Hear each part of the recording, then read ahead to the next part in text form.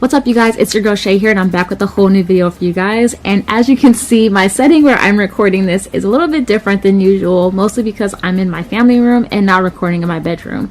This is mostly due to the fact that I was in my family room originally, and I didn't actually feel like moving into my room and setting up my tripod, my bigger tripod that is, to record this.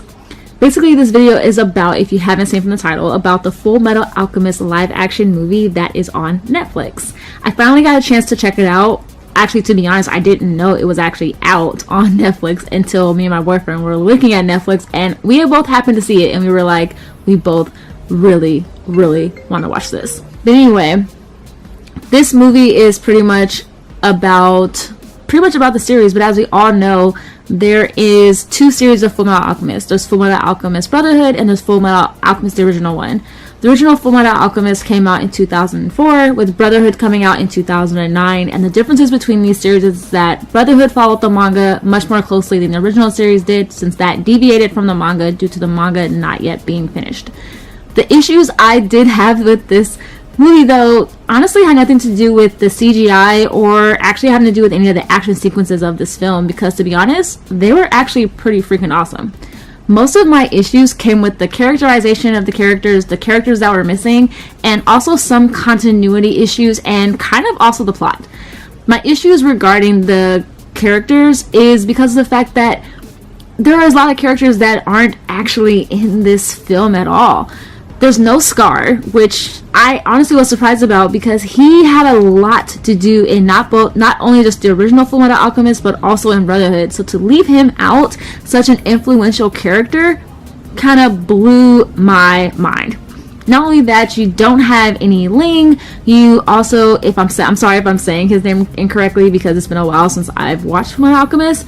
There's also no Mace Hughes' daughter Alicia is not in it either, and there's just so many characters that just aren't there. Wrath is not in it, the Fuhrer is not in it. You also don't have some of the homunculi present, and that was probably my biggest issue, was just there were so many characters that were missing. Also, you have a lot of the characters who are heavily influenced in the anime in the movie are a lot more subdued. For example, you have Lieutenant Hawkeye, who many of us know and loved, and we loved her relationship with Colonel Mustang, and both of their characters in the movie were so subdued. And I'm not even talking about the fact that, they weren't badass, because they were, but Hawkeye definitely wasn't as badass as I thought she was going to be, because she was so badass in the anime, but in the movie, she was just kind of there, non-existent, kind of I honestly didn't even know that was Hawkeye until halfway through the movie, and I was like, oh, that's supposed to be Hawkeye. Oh, she's not badass like I thought she was gonna be. Colonel Mustang was also pretty badass, because how can he not be? He's the Flame Alchemist. But not only that, but you also had an issue regarding him not being as funny, I guess, and him and Hawkeye not having that relationship that they had in the anime, which I actually really missed. Another issue I had also was continuity, and not just the continuity regarding some things just didn't flow. It was just kind of some things just didn't happen. For example, there's a part in the movie where it shows how Edward lost his left arm and his right arm and his left leg, and they show it, but they don't show it correctly, if that makes sense. So when they originally start off in the movie and they show when Ed and Al try to bring their mom back, they're kids. But when they show how Ed lost his limbs, they're teenagers, and for me that made no sense. Not only that, but there's never any talk of when Edward became an actual state alchemist. It just kind of happened. And not only that, but you also have his pocket watch, which they honestly, at least from what I can see, they actually didn't show until the end of the movie. And we all know that pocket watch held such a significance in the entire series in general. Nor did they show much regarding their life at home, and there was just some continuity issues that I just couldn't get over.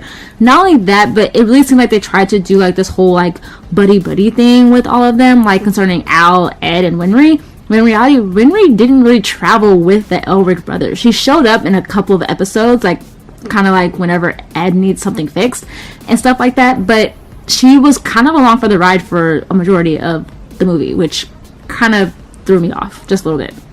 Not only that, but you also had this weird thing where they tried to make romance happen.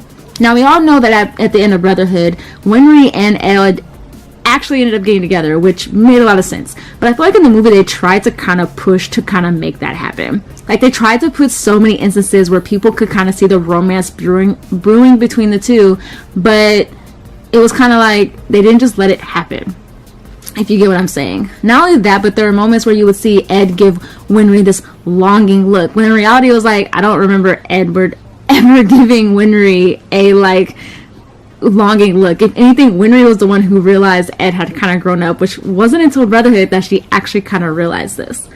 But there was just so many different things that were wrong with this series. And also regarding the plot. Not that the plot was bad, but it was like, I didn't know whether or not they were following the original series or they were following Brotherhood as far as their plot was concerned, because it was kind of all over the place. And it's like they took different sequences from both. So they took bits and pieces from the original Fullmetal Alchemist and bits and pieces from Brotherhood. So they took the part where like they find out exactly how a Philosopher's Stone is actually made. But not only that, they also have the whole thing with the door.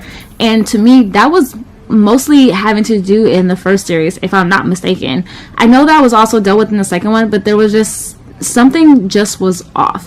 But the biggest thing for me is that when I was watching, I was like, oh, they're following the original series. And then they get towards the end where you see Colonel Roy Mustang say the line of, yes, I singed my wound closed and I almost passed out from the pain. And for me, I'm like, I remember that line from Brotherhood. And then he started to decide to fry lust to death, and I'm like, that happened in Brotherhood, so I'm guessing they're following that line, at least from what I thought.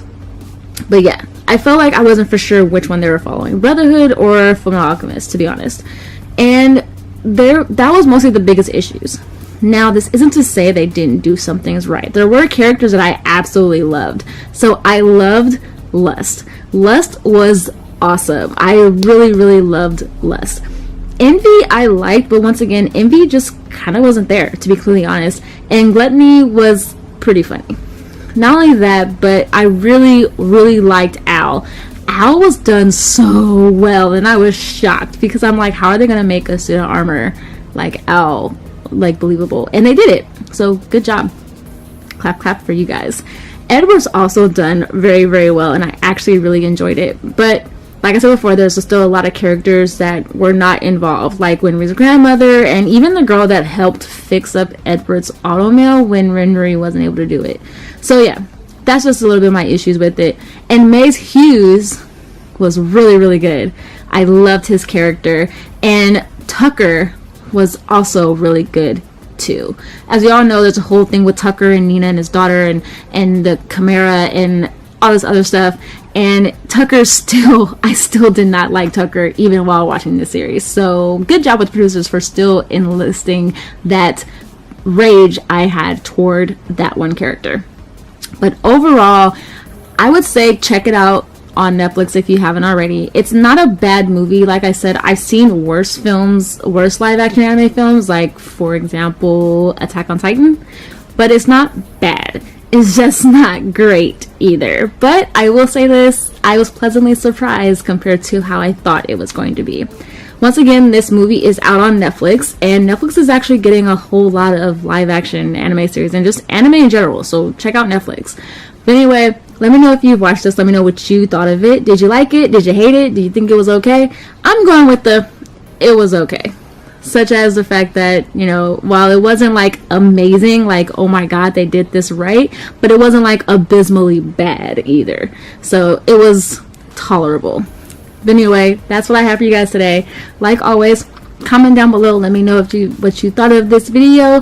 Also comment anything that you guys would like me to cover, such as like any animes, manga, or even something from my Motivational Monday series. And also I leave links down below to all my social media accounts, my Instagram, my Twitter, and my blog. And let me know what you think of this setup. It's kind of different for me, so we'll see if I keep this setup. Alright you guys, talk to you guys soon. Bye!